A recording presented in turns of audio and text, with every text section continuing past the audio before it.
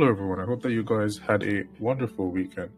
And this week, we have a bit of volatility. As you guys know, we usually start with looking at the economic calendar, which is where we get, that's the base for analysis, really, right? So this week, we have CPI. This week is CPI week, which CPI week is usually the second full week of the month, if you don't already know that, right?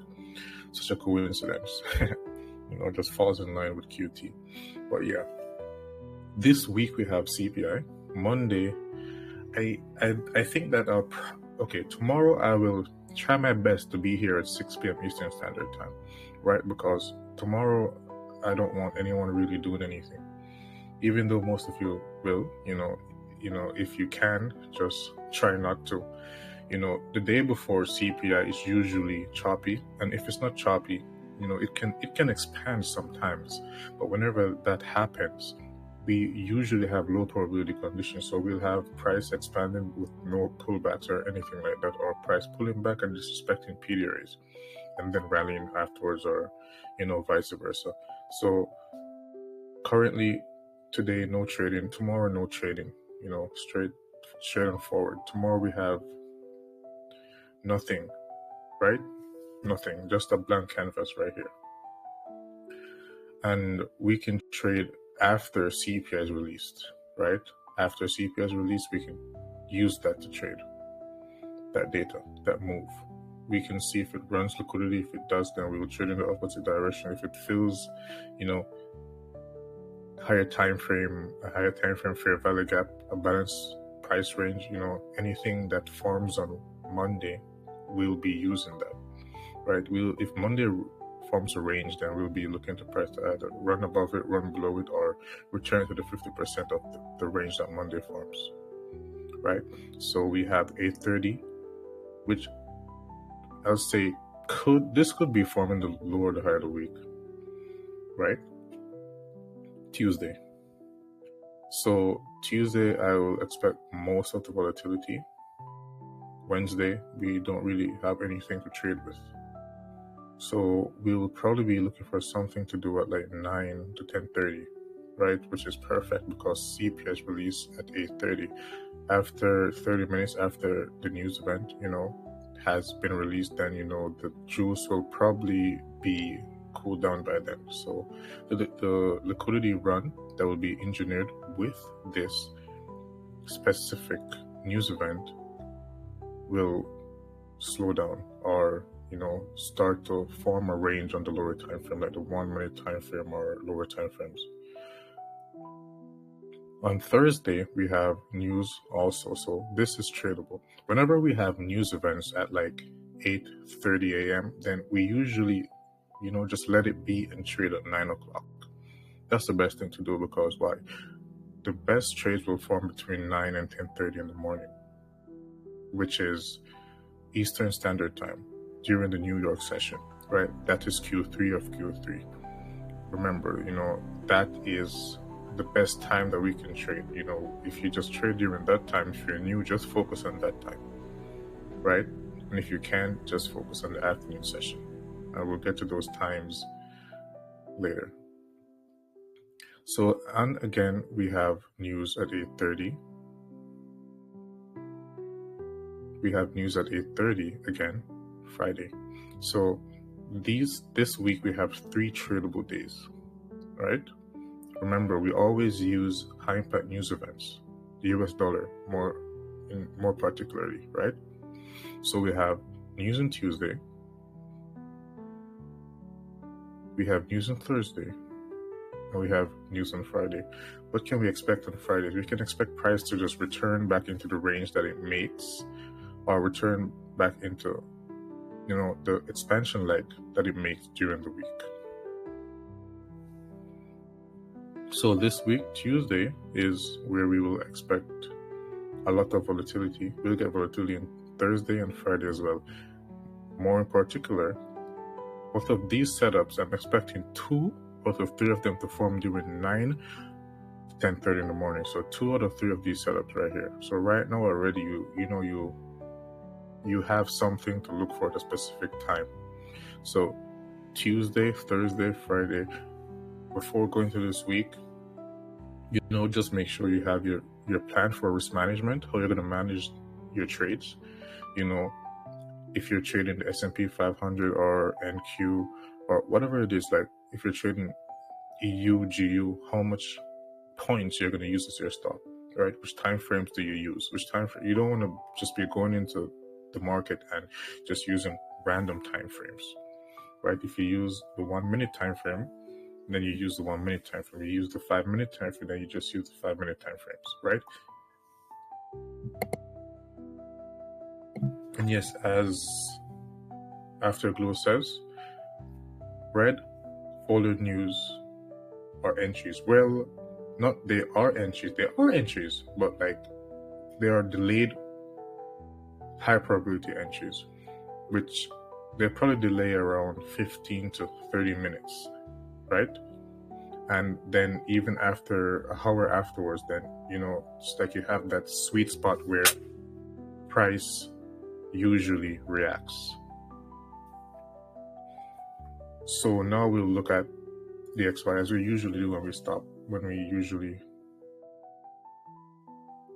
begin our analysis, right? So we had price draw to our main drawn liquidity for DXY already right here, but then after it pulled towards it, it just started to consolidate.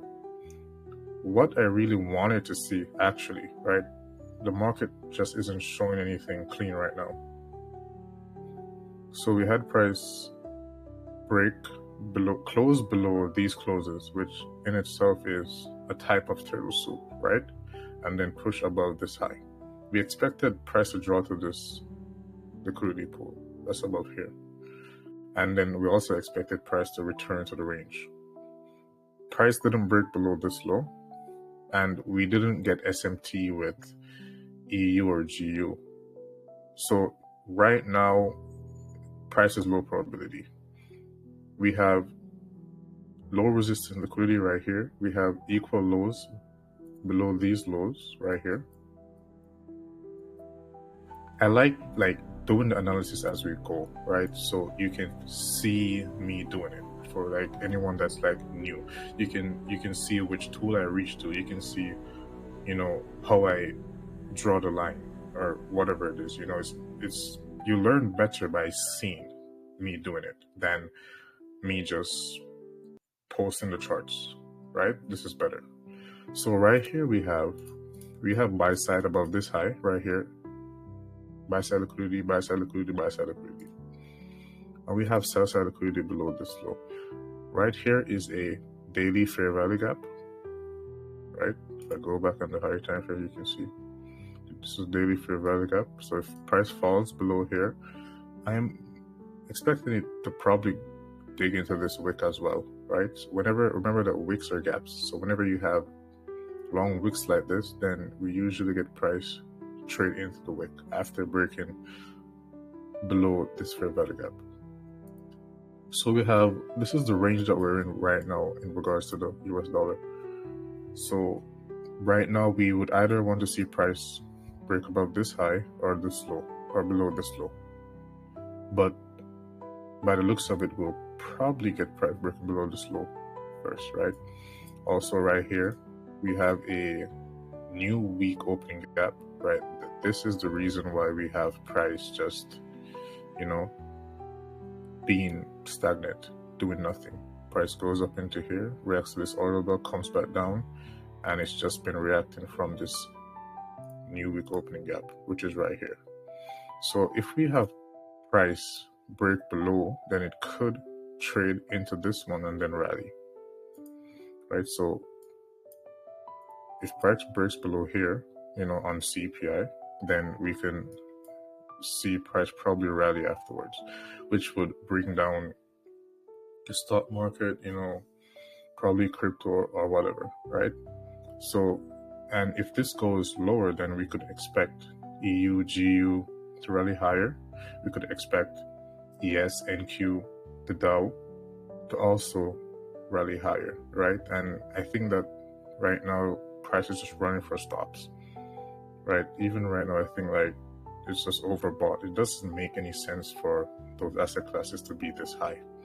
And someone asked if they could see my settings for this. So yeah, you can pause this after I record it, right? I usually use 15, and this is the settings that I usually use. To be honest, I don't like that color, so I just changed it. So that's it. You can pause it afterwards if you want to. So we have buy side liquidity here, right? Low resistance, buy side liquidity. These highs in close proximity, right? We have sell side liquidity here. So we need price to either break above here or break below here before we consider anything. So we'll see what happens either tomorrow or Tuesday, right? For EU, we have sell side right here below this low. Sell side, sell side, sell side. So actually we could see price run into this liquidity void right here. This isn't a fair value, this is a liquidity void right here. This right now is a balanced price range, right? This is the opening of the balanced price range. So we could see price run above and then collapse. It doesn't even need to go into here, but like I think this is probably the next draw on liquidity, right? But ultimately I want to see price take out these lows, these relatively equal lows right here. And right here, you know, you can see that we have like trendline liquidity or the low resistance sell side liquidity right here, right? Fair value gaps are usually tight, like here, right? Liquidity voids are overextended, right? Fair value gaps are usually, you know, like this. This is a fair value gap. This too. This is a liquidity void. You see how overextended it is. And this is a balanced price range. This is actually two liquidity voids like overlapping, but that still makes a balanced price range. So right now we need to see some displacement in price for us to like consider anything. There are times when like I would give you a specific level and be like, expect price to go here, then we buy below here, or we buy above here. But right now we want to see price, you know, get to either here or below here and show us some market structure, something to work with. Right here we don't really have anything to work with. This is just like sideways consolidation right now, which is usually the purpose of week 1 of the month, right? That was week 1. Right now this is the true week open right here. Well, no, this is the true month open right here, my bad. So the true month open is the opening price of today, wherever the market opened, right? So if price goes above it, then it goes above the true week open, which is Monday 6 p.m. Eastern Standard Time, and goes above that during CPI, then we could expect bearishness. And the opposite, vice versa, if price goes below it, right?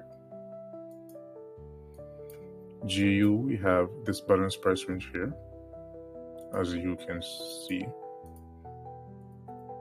This is a balanced price range. Wherever you see a fair value gap cut through another one, that's a balanced price range. So we have relatively equal highs right here.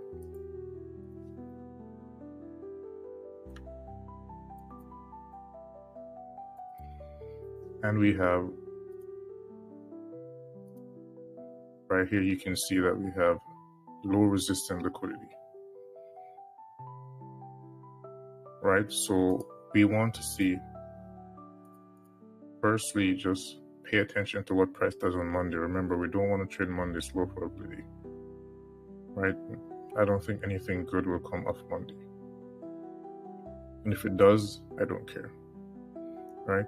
And again, this is a liquidity void right here. This is not a fair value gap, right? This right here, this is a fair value gap, right? What's the difference?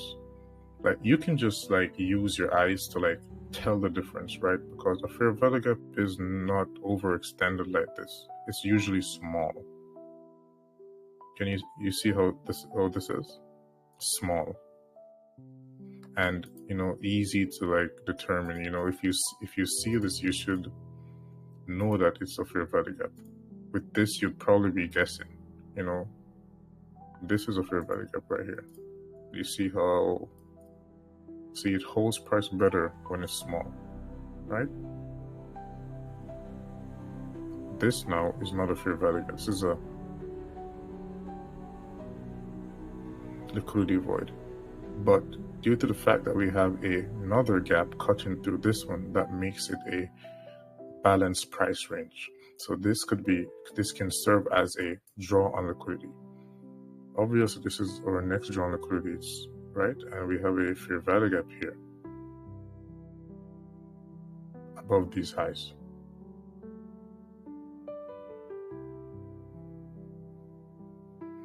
So we have a draw on liquidity here, and we have a draw on liquidity below this low. So first, we need to see what CPI does, and then 9 o'clock, we can go in on Tuesday.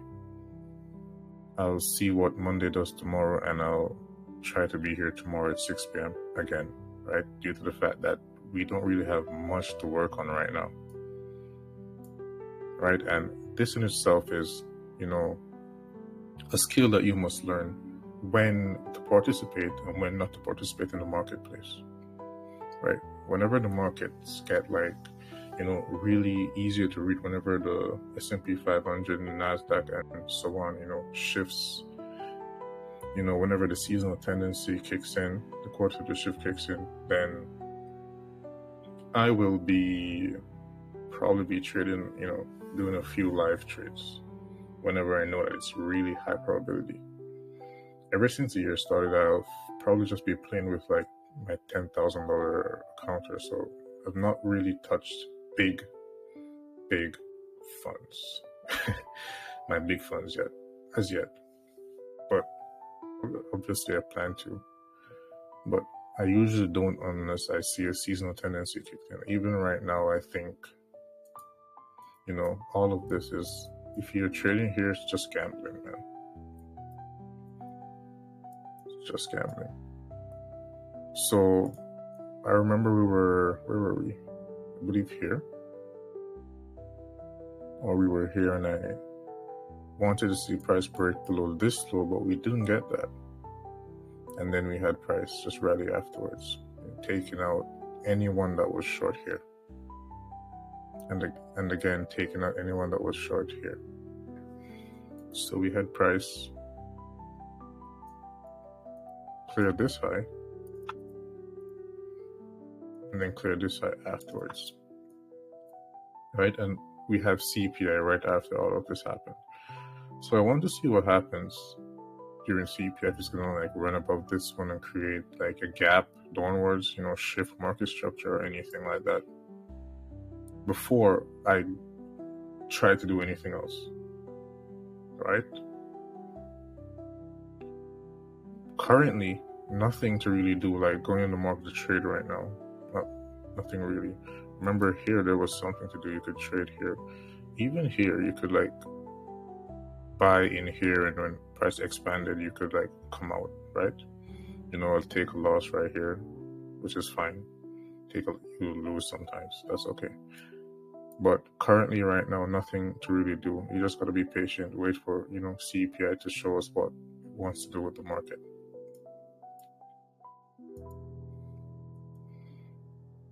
And this is the NASDAQ.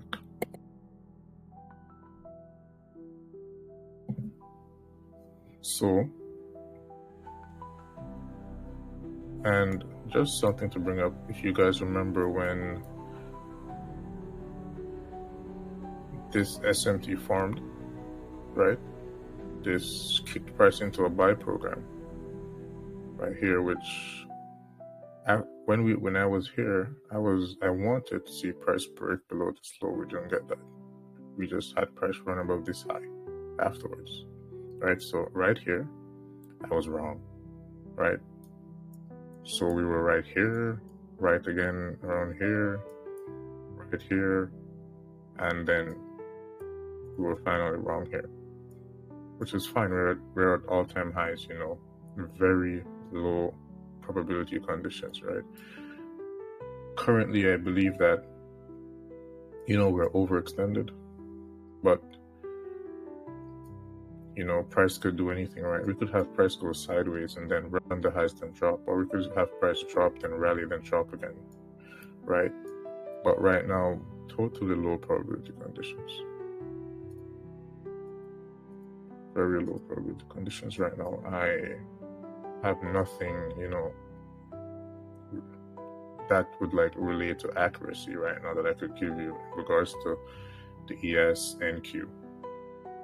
Nothing at all, which is why I have to be back with you during the course of the week, even if it's for like 10 minutes on Monday or 10 minutes on Tuesday also, right? Because right now there really isn't anything to do. Like the previous weeks were much more easier to read, right? We need to see what CPI gives us, right? And after that, you know, we can use that displacement and see where the entirety of the week afterwards will go. So in Dow Jones right now, you can see that we have price trending, that started to trend lower, making the high of the week on Friday last week, right? While this was trending higher at the same time, and this was trending higher as well. So right here, I use this template to show you guys. So whenever you see this, remember, this is low probability. We had the Dow going lower, and then we had NQ going higher, and we had the S&P 500 going higher at the same time. So this equates to low probability price action, right? So right now, we need to wait until we see price either consolidating like this, or we need to wait and see if CPI breaks up and then displaces lower. If that happens, then we can use that to find something to do. But at the moment, there really isn't much to do, which is why I have to return to you guys during the course of this week.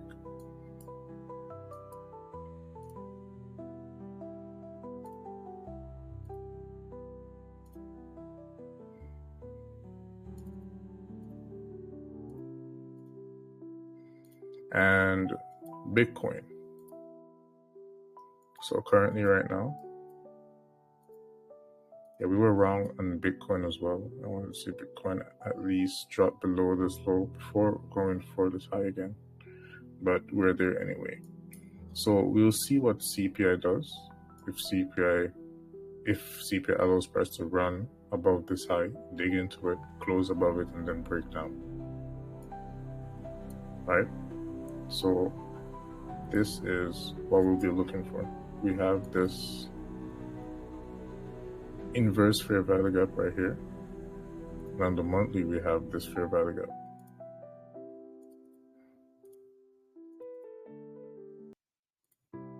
And this is the daily time frame.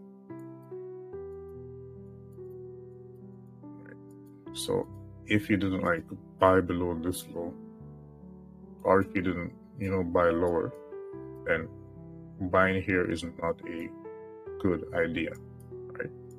So if you wanted to be a part of this, which there was an opportunity right here when price traded into this fair value gap right here, then you shouldn't be trying to buy anything at these levels, because if price goes above this, then you'll get liquidated or you'll hit your stop loss. So yeah, that's it for this week. Well, not for this week, that's it for today. I'll be with you guys throughout the course of this week, and I will be letting you guys know about the new group, right? for sure. We gotta hurry up and make that switch before Wednesday. And I'll talk to you guys tomorrow. Have a wonderful day.